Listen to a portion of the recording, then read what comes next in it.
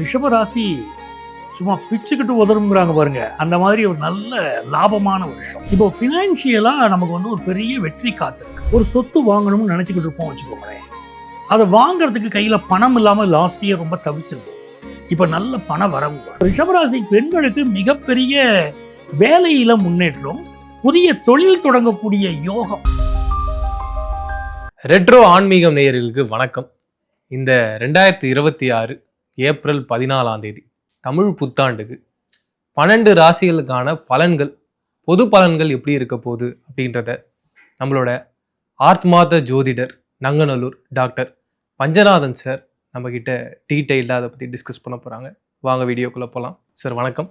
வணக்கம் பிரவீன். ரெட்ரோ ஆன்மீகம் நேயர்களுக்கு எனது இனிய தமிழ் புத்தாண்டு பராபவ வருஷ நல்வாழ்த்துக்கள். இந்த ஆண்டுடைய பலன்கள் எப்படி இருக்க போகிறது அப்படிங்கிறது மேலே இந்த வருஷத்துடைய கிரக நிலைகளை நம்ம பார்க்கணும். இந்த வருஷம் பிறக்கிறது வந்து ரிஷப லக்னத்தில் பிறக்கிறது. 12 லக்னங்களில் ரிஷப லக்னம். உங்களுக்கு ரிஷபம் சொன்னாலே அது காலபுருஷ தத்துவத்துடைய 2வது ஸ்தானம். அது பேர் வந்து காசு, குடும்பம், இதை குறிக்கக்கூடிய ஸ்தானம். அந்த காசை குறிக்கக்கூடிய ஸ்தானத்தில் அந்த ஆண்டுடைய லக்னம் பிறக்கிறது. மிக முக்கியமான விஷயம், இந்த ஆண்டுடைய பிறப்பு கிழமை செவ்வாய்க்கிழமை. எந்த நட்சத்திரத்தில் பிறக்கிறதுனா சதய நட்சத்திரம், கும்பராசி. பிறக்கக்கூடிய திதி வந்து தேய்பிறை துவாதசி. ஆண்டுடைய கிரகநிலைகள் எப்படி இருக்குன்னா, ரிஷப லக்னத்தில் வருஷம் பிறந்து மிதுன ராசியில புதன் பகவான், அதாவது குரு பகவான். இந்த மிதுன ராசிங்கிறது புதன் பகவானுடைய வீடு, அங்கே குரு பகவான் அமர்ந்திருக்கிறார். அதற்கு பிறகு சிம்மத்துல வந்து கேது பகவான் இருக்கார்.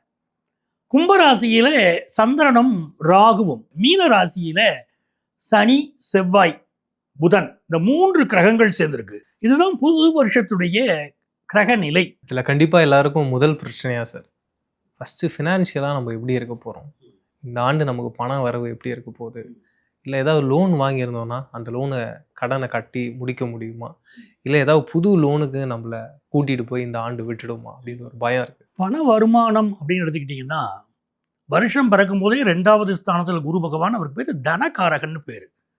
பண வருமானம் அப்படிங்கிறதுல கேஷ் லிக்விடிட்டி குறையும். டிஜிட்டல் மயமாதல் நமக்கு அதிகமாயிருச்சு இல்லையா? அப்போ டிஜிட்டல் பணத்துடைய பயன்பாடு தான் அதிகமாக போகுது. கேஷ் லிக்விடிட்டி குறையும். வருஷத்துடைய செகண்ட் ஹாஃப்ல பணத்தட்டுப்பாடு நீங்கும். சரி, இந்த 2026 பராபவ ஆண்டு 12 ராசிக்கு என்னென்ன ராசிக்கெல்லாம் வந்து மிகப்பெரிய நன்மையான பலன்கள்லாம் தரப்போறாங்க? இருக்கிற ராசிகளில் மிகச்சிறந்த பலன் பெறக்கூடிய ராசி துலா ராசி. அதே போல கன்னி ராசிக்கு குரு பகவான் அற்புதங்களை தரப்போகிறார். மிதுன ராசி மிகப்பெரிய வளர்ச்சி பெறக்கூடிய ராசியாக இருக்கிறது. அடுத்தது மகர ராசி, நல்ல லாபம் சந்தோஷம் காத்து கொண்டிருக்கக்கூடிய ராசி மகர ராசி. அப்படி இந்த ராசிகள்லாம் ரொம்ப நன்மைகளை பெறப்போகுது இந்த ஆண்டு. சிக்கல்களில் எந்தெந்த ராசிகள்லாம் இருக்க போகுது? சிக்கல்கள் அப்படிங்கிறத விட கொஞ்சம் கவனமாக இருக்க வேண்டிய மக்களாக நம்ம எடுத்துக்கலாம். அந்த கவனமாக இருக்க வேண்டிய விஷயங்கள்ல எவ்வளவு வெற்றிகள் வந்தாலும் கன்னி ராசி கொஞ்சம் கவனமாகவும் இருக்க வேண்டியிருக்கு. அது மாதிரி இந்த காலகட்டத்தில் தனுசு ராசி மக்கள் கொஞ்சம் பொருளாதாரத்தில் எச்சரிக்கையாக இருக்க வேண்டிய அவசியமும் அவங்களுக்கு வருது. கும்பராசிக்கு நாவடக்கம் இருந்தால் இந்த ஆண்டு ஒரு சிறந்த ஆண்டாக இருக்கும். மேஷராசியை பொறுத்த வரைக்கும் ஒரு 7.5 சனி தொடங்குவதனால அவர்கள் பணி விஷயங்களில் கூடுதல் கவனம் எடுத்துக்கொள்ள வேண்டியிருக்கும். இப்படி கவனமாக இருந்தாலும் இந்த ஆண்டு நல்ல ஆண்டு தான். சரி, இது மட்டும் இல்லாமல் பண வரவு, பெண்களுடைய வாழ்க்கை எப்படி இருக்க போகுது, வாழ்க்கை ஓவராலாக எப்படி மேம்பட்டு இருக்க போகுது அப்படின்றத, இந்த ஓவராலாக 12 ராசிக்கும் எப்படி இருக்க போகுதுன்றத உங்ககிட்ட டீட்டெயிலாக கேட்டு தெரிஞ்சுன்னு ஆசைப்படுறேன். வாங்க வீடியோக்குள்ள போகலாம். நிச்சயமா முழு பலன்களையும் பார்ப்போம். சரி, ரிஷப ராசிக்கு இந்த பராபவ ஆண்டு 2026 எப்படி இருக்க போகுது? ரிஷப ராசி சும்மா பிச்சுக்கிட்டு உதருங்கிறாங்க பாருங்க, அந்த மாதிரி ஒரு நல்ல லாபமான வருஷம். ரிஷப லக்னத்தில் தானே வருஷமே பிறக்குது. பராபவ ஆண்டு பிறக்கிறது ரிஷப லக்னத்தில். அந்த லக்னத்துக்கு 2ஆம் இடத்துல குரு. எப்பவுமே நம்ம ஜாதகத்தில் லக்னத்தில் குரு இருந்தாலோ லக்னத்தை குரு பார்த்தாலோ 2ஆம் இடத்தோட குரு தொடர்பட்டாலும் பெரிய லாபம். இப்போ ஃபினான்ஷியலாக நமக்கு வந்து ஒரு பெரிய வெற்றி காத்திருக்கு. ஒரு சொத்து வாங்கணும்னு நினச்சிக்கிட்டு இருப்போம் வச்சுக்கோங்களேன். அதை வாங்கிறதுக்கு கையில் பணம் இல்லாமல் லாஸ்ட் இயர் ரொம்ப தவிச்சிருப்போம். இப்போ நல்ல பண வரவு வரும். இதில் என்ன ஒரு அமைப்புன்னு கேட்டிங்கன்னா, குரு 3ஆம் இடத்துக்கு போக போகிறார். 3ஆம் இடத்துக்கு குரு போகிறாருன்னா பொதுவாக இளைய சகோதரர்களுக்கும் நமக்கும் இடையில் சொத்து பிரச்சனை வரவும் வாய்ப்பு உண்டு. அதையும் நம்ம பார்க்கணும். லாபத்தில் செவ்வாய் தான் பூமிக்காரகன். அவ நல்ல பூமியினால் லாபம், புதிய வீடு மனை வாங்கும் யோகம் அப்படிங்கிற ஒரு அமைப்பு இவங்களுக்கு கிடைச்சிருது. நிறைய பேர் ரிஷபராசிக்காரங்களுக்கு என்ன பிரச்சனை இருக்குன்னா, 10ஆம் இடத்துல சந்திரன் ராகு. லாஸ்ட் ஒரு 2 இயர்ஸ் 2.5 இயர்ஸா இவங்களுக்கு வந்து கர்மச்சனின்னு பீரியட் நடந்துச்சு. ஆஃபீஸில் ஒரே நெருக்கடி, அச்சீவ் பண்ண முடியாத டார்கெட்டை கொடுக்கறது, நீங்கள் அச்சீவ் பண்ணுங்க பார்ப்போம் அப்படிங்கிறது. ஓனருக்கு தெரியும், மேனேஜருக்கு தெரியும், அச்சீவ் பண்ண முடியாதுன்னு சோதிச்சு பார்க்கறது முடியாதுன்னு நீங்கள் சொல்கிற அளவுக்கு பண்ணுறது. இப்போ என்ன ஆகுறதுன்னா, உங்களுக்கு ஈஸியாக நீங்கள் அச்சீவ் பண்ணுவீங்க, உங்களுக்கு ஆஃபீஸில் ப்ரமோஷன் கிடைக்கும்.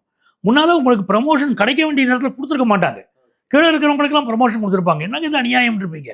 இப்போ உங்களுக்கு நியாயமான ப்ரமோஷன் கிடைக்கும். சில பேர் புதுசாக வேலை வேணும்னு கேட்குறாங்க பாருங்க, அவங்களுக்கு வேலை கிடைச்சிடும். லக்னாதிபதியாக இருக்கக்கூடிய சுக்கிரன் 12ல் மறைஞ்சிட்டார். பொதுவாக லக்னாதிபதி மறையக்கூடாது, மறைஞ்சிட்டார். அப்போ என்னங்க பண்ணுறாரு? ஒரு ஜாதகத்தை எடுக்கிறோம், லக்னாதிபதி 6, 8, 12 மறைந்தால் ஒரு வாழ்க்கை சோபிக்காதுங்கிறோம். அப்போ அப்படியே விட்டுறதா? அவங்களுக்கு அஸ்ட்ராலஜி உதவுது, அந்த இடத்துல எப்படி வாழணும்னு வழிகாட்டுது. அதுதான் அஸ்ட்ராலஜியோட சிறப்பு. அப்போது இவங்களுக்கு இந்த லக்னாதிபதி போய் இந்த ரிஷப லக்னத்துக்கு ராசி அதிபதி 12ல் மறைகிறாருன்னா ஃபாரின் ஆப்பர்ச்சுனிட்டி கிடைச்சிடும்.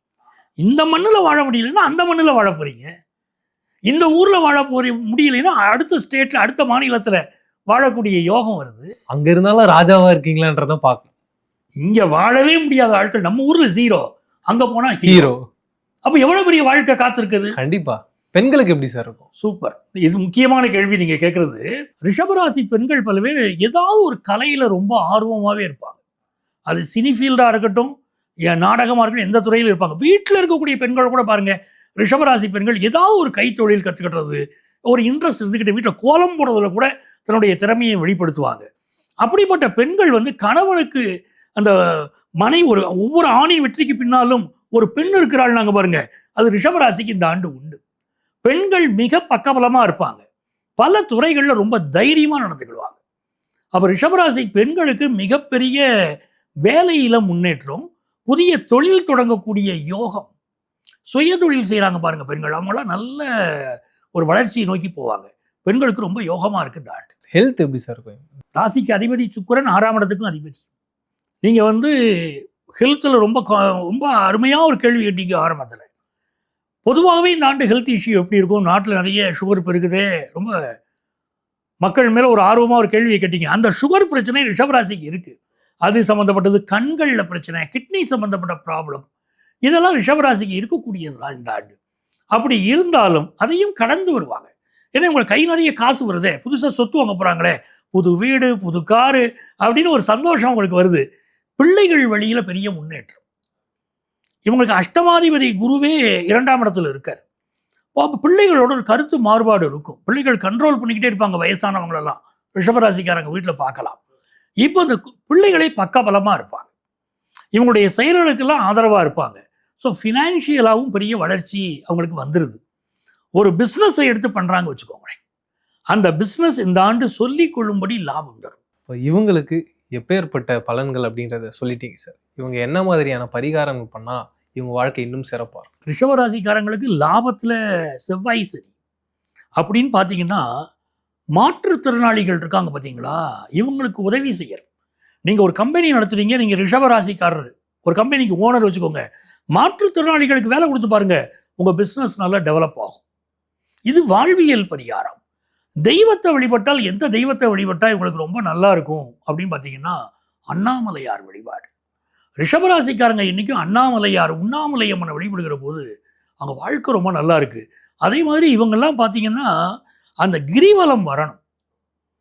ரிஷபராசி நடைபெறக்கூடிய நாட்கள், அதாவது கிருத்திகை, ரோகிணி, மிருகசீரிடம் நட்சத்திரம் வருது பாருங்க, இந்த நாட்களில் கிரிவலம் வந்தாங்கன்னா இவங்க வாழ்க்கை வெற்றி பாதையில் போகும். இந்த பராபவ ஆண்டில் ஹெல்த் அப்படின்னு வரும்போது எல்லாருக்கும் ஒரு பெரிய பயமும் பதட்டமும் இருக்குது சார்.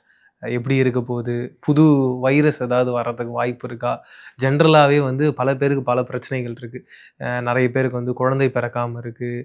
ஒரு சில பேருக்கு இப்போ ரீசெண்டாக வந்து இந்த கேன்சர் அப்படின்றது மிகப்பெரிய அளவில் இருக்குது. டயபெட்டிஸ் தொடர்ந்து இந்தியாவுடைய மிக முக்கியமான ஒரு நோயாக பார்த்துட்டு இருக்காங்க. சின்ன வயசுலேயே நிறைய பேருக்கு ஹார்ட் அட்டாக் வருது. இப்படி இருக்க சூழ்நிலையில் ஹெல்த்தாக எப்படி இருக்க போகுது? ஹெல்த் விஷயத்தை பொறுத்த வரைக்கும் இந்த ஆண்டு பஞ்சாங்கங்கள் என்ன குறிப்பிடுது அப்படின்னா, புதிய வகை வைரஸ் வரும் அப்படின்னு தான் குறிப்பிடுறாங்க.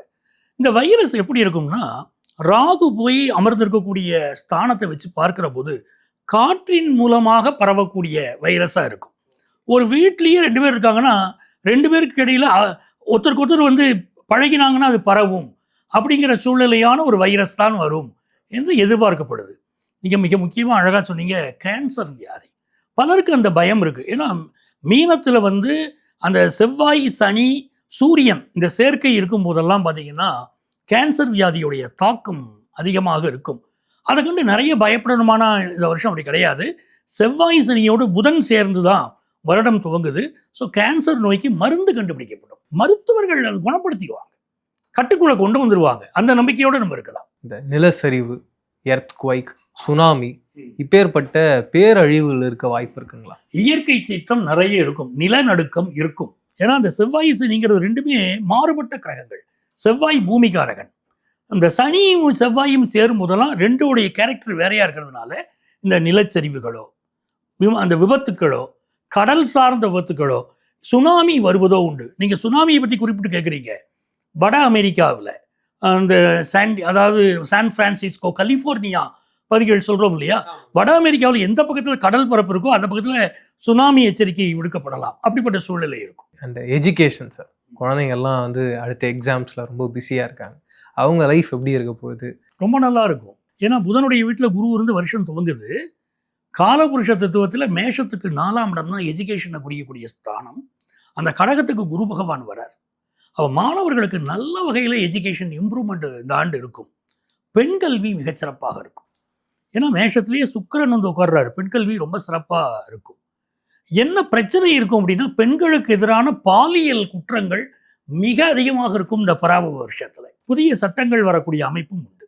ஸோ பெண்கள், இளம் பெண்கள் தங்களுடைய பாதுகாப்பை அதிகப்படுத்திக்கிடணும் இந்த ஆண்டு. ஒரு பொதுவான பலன்கள் அப்படின்னு வரும்பொழுது இப்பேற்பட்ட விஷயங்கள்லாம் செஞ்சால் அவங்க இந்த கஷ்டத்துலேருந்து மீண்டு வெளியில் வந்துடலாம் அப்படின்னு ஒரு பிரார்த்தனை ஒன்று இருக்கும், பரிகாரம் ஒன்று இருக்கும். அப்படி பொதுவாக இப்படி ஒரு பரிகாரத்தை நீங்கள் வீட்லேயோ இல்லை கோவிலையோ போய் செஞ்சீங்கன்னா உங்களுக்கு எப்பேற்பட்ட துயரங்கள் வந்தாலும் அதுலேருந்து கடவுள் நம்மளை காப்பாற்றுவார் அப்படின்னு ஒரு நம்பிக்கையை விதைக்கிற மாதிரி கண்டிப்பாக உங்ககிட்ட ஏதாவது ஒரு சொல்யூஷன் இருக்கும். அது என்னன்னு தெரிஞ்சுக்கணும்னு ஆசைப்பட்றேன் சார். அதாவது இந்த ஆண்டு வந்து பிரச்சனைகளுக்குரிய ஆண்டு இல்லை, நன்மைகளுக்குரிய ஆண்டு. எந்த ஒரு மனித வாழ்க்கையாக இருந்தாலும் அதில் வந்து இன்பமும் இருக்கும், துன்பமும் இருக்கும். ஒரு பொழுதுனா இரவும் இருக்குது, பகலும் இருக்குது. அப்படி சில விஷயங்கள் மாறி வரும். பராபவ ஆண்டு மிக நல்ல ஆண்டு. நம்ம மக்கள் வாழ்க்கையில் முன்னேற போகிற ஆண்டு. நிறைய அனுபவங்கள் இவர்களுக்கு கிடைக்க போகிறது.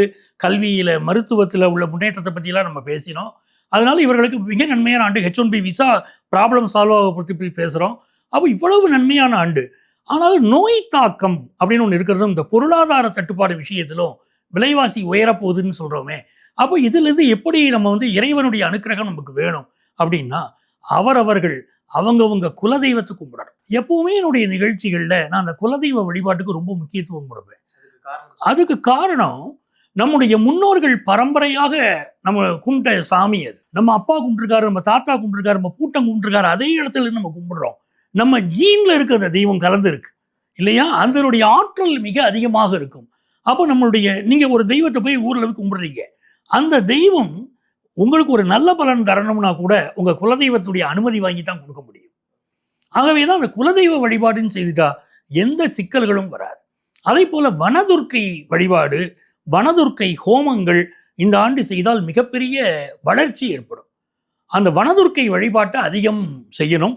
இன்னும் குறிப்பாக சொல்லப்போனால் இப்போ வனதுர்க்கை ஹோமம் ஒன்று நடக்க போகுது, வெகு சீக்கிரமே நடக்க போகுது. எங்கன்னு கேட்டிங்கன்னா, கழுகுமலை உங்களுக்கு தெரியும். கழுகுமலைக்கு பக்கத்தில் பழங்கோட்டை அப்படிங்கிற ஊர் இருக்குது. அங்கே ஆதிபராசக்தி கோயில் இருக்குது. அந்த கோயிலை இப்போ வருஷாபிஷேகம் செய்ய போகிறாங்க. அதில் இந்த வனதுர்க்கை ஹோமம் பண்ண போகிறாங்க. அந்த வனதுர்க்கை ஹோமத்தை அட்டன் பண்ணுறதுங்கிறதே, கலந்து கொள்வது என்பதை நம்மளுடைய வாழ்க்கையில் வரக்கூடிய பல இன்னல்களுக்கு தீர்வாக இருக்கும். சூப்பர் சார், நிறைய விஷயங்களை டீட்டெயிலாக பேசணும். மீண்டும் சந்திப்போம். நன்றி. மிக்க மகிழ்ச்சி.